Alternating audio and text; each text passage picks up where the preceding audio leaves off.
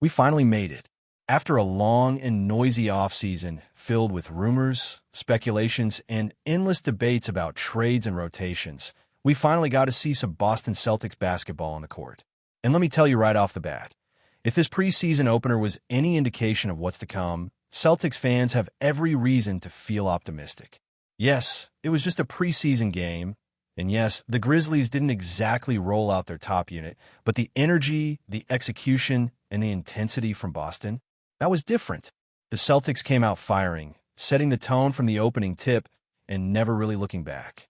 They dropped 35 points in the first quarter alone, which in any context is impressive, but in a preseason game where rotations are constantly being shuffled and guys are still knocking off rust, that's a statement. It wasn't just about the score either. It was how they played.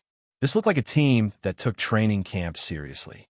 We kept hearing all offseason about how intense the practices were, how it felt more like a track meet than a basketball camp. And while those kinds of comments usually get filed under preseason fluff, this time it seemed real. That intensity translated into game action. Jaylen Brown set the tone early, both with his production and his attitude. He played just the first half, but made every minute count, pouring in 21 points on 6 of 13 shooting, including 3 triples and 8 trips to the free throw line. The stat line itself is solid, but what stood out even more was his aggression.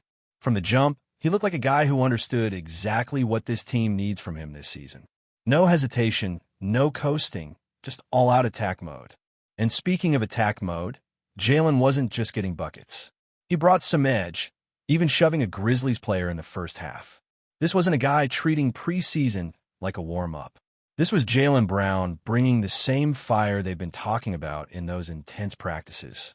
Derek White, stepping into a larger role with no Pritchard or Simons in action, handled the ball more and showed he's more than capable of filling that role.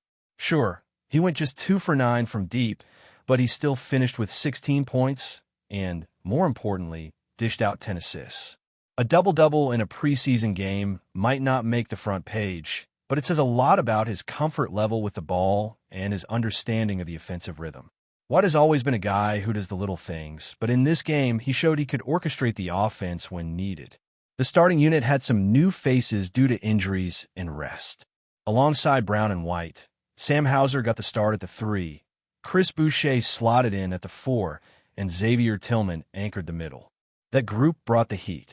Tillman in particular stood out, not just for his 5 rebounds or presence in the paint, but for how spry he looked. After a year where he battled knee issues, seeing him rise for a lob and throw it down, that was a welcome sight. He looked lighter, more fluid, like a guy who might actually be able to carve out a real role this season if his body holds up. Defensively, the tone was just as impressive. Boston came up with steals left and right. Everyone seemed locked in on that side of the ball. There was gang rebounding, fast hands in the passing lanes, and a clear commitment to physicality. Guys like Hauser and Boucher may not be known for lockdown defense, but they were scrapping, rotating, and contesting everything. It felt like everyone who stepped on the court had something to prove. Let's talk about the bench. With Pritchard, Simons, and Neemias Queta all sitting out, the door was wide open for some of the younger guys and newcomers to show what they could do. And a few of them absolutely seized that opportunity. First up, Hugo Gonzalez.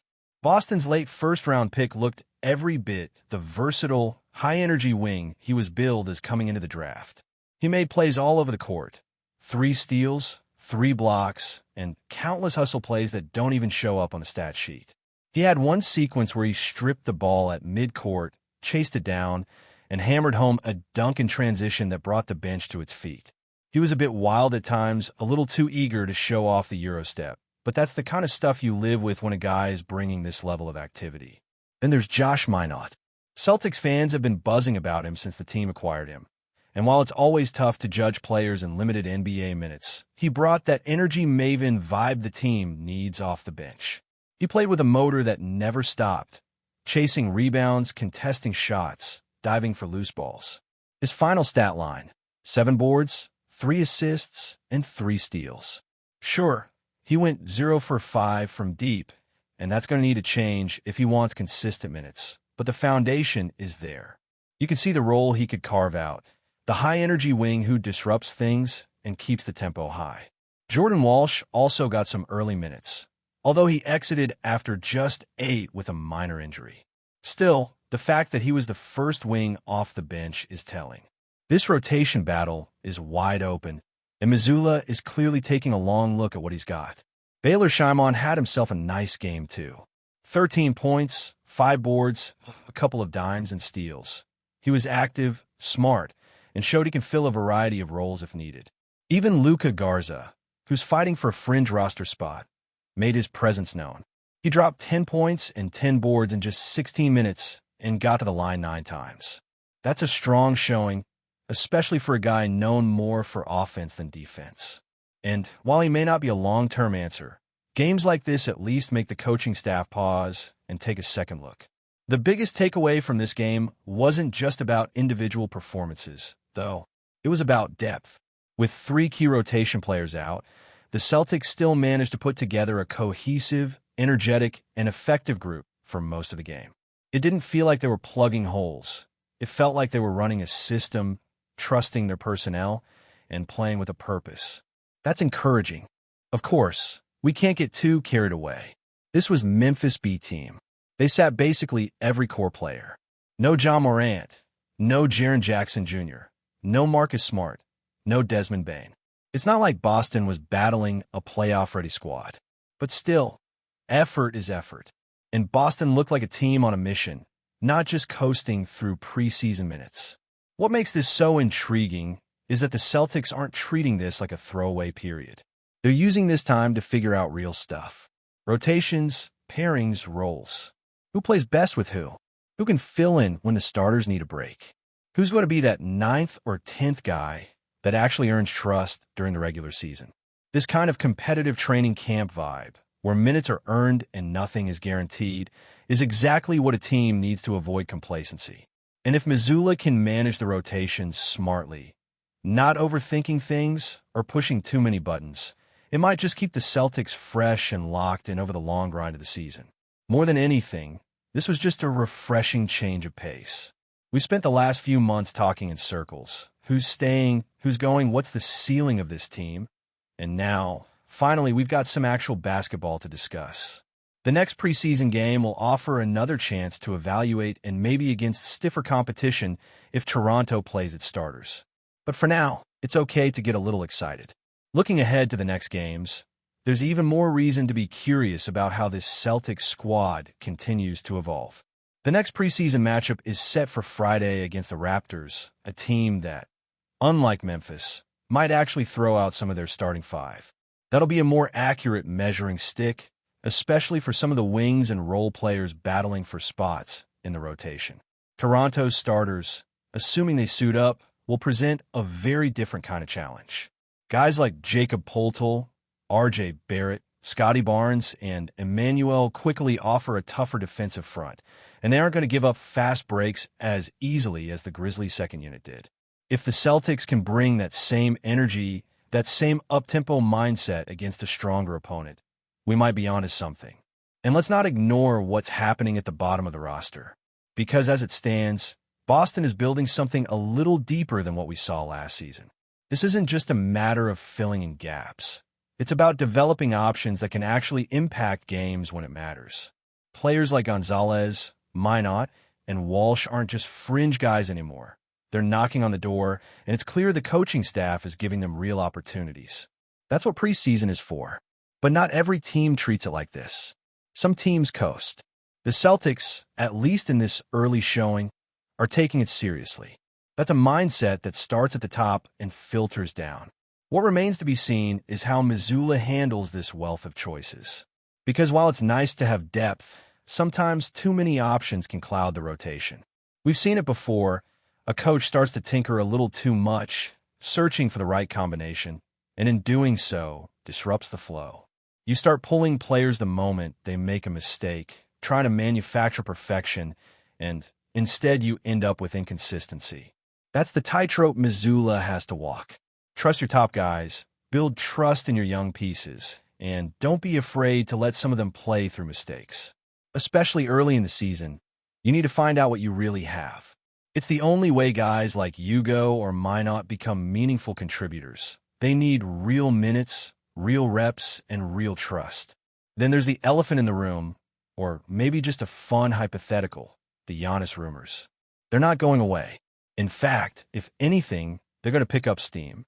And while the chances of the Celtics actually pulling off a trade for Giannis are laughably small, the fact that the conversation even exists says something about how this team is being viewed. You're not hearing people float Orlando or Charlotte as Giannis destinations. The Celtics are a legitimate power in the league, with assets and players that actually matter. If the Bucks ever did consider hitting the reset button, which, again, feels incredibly unlikely, Boston would be one of the few teams that could make a compelling case. But let's get real. Jaylen Brown just signed a massive extension. You're not trading him unless you're getting a generational piece back. And even then, it's not the type of move you make unless you're absolutely sure it's a championship-winning swing. This team believes in what they have. The front office has shown they're willing to invest in their core. And maybe most importantly, Jaylen looked every bit like a guy ready to take yet another step forward this year. It's one game, sure, but the signs are good. He's playing with purpose, shooting with confidence, and defending with fire. If he can keep that energy up over the long haul, the Celtics won't need to chase pipe dreams like Giannis. They'll be building something real around the guys they already have. Now, let's not get too ahead of ourselves. Preseason is a time for optimism, and plenty of teams have looked sharp in October only to fade by January. The difference this time is that the Celtics seem to be approaching the preseason with a level of urgency that's rare. They're not sleepwalking through these games. They're using them to tighten the screws, to build chemistry, and to define roles. That kind of attention to detail now can pay massive dividends later in the season. When the grind hits in February and March, teams with clearly defined systems and dependable depth usually have the edge. That's why these next few games matter more than people might think. Not because of the final score, but because of what they reveal. Can guys like Pritchard and Simons slot back in seamlessly? Do they disrupt the flow or enhance it? How do the rotations shift when Nemia's Quetta returns? Do the wings continue to earn more minutes? Or will the pecking order start to take shape? Those are the things to watch.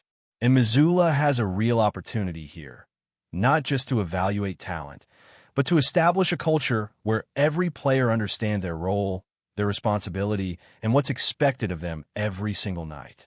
But before we continue, please remember to subscribe to the channel and give the video a like. Your support helps us keep bringing you the latest news about the Boston Celtics. Feel free to share your thoughts on the news in the comments as well. Boston fans may want to hold on to their seats.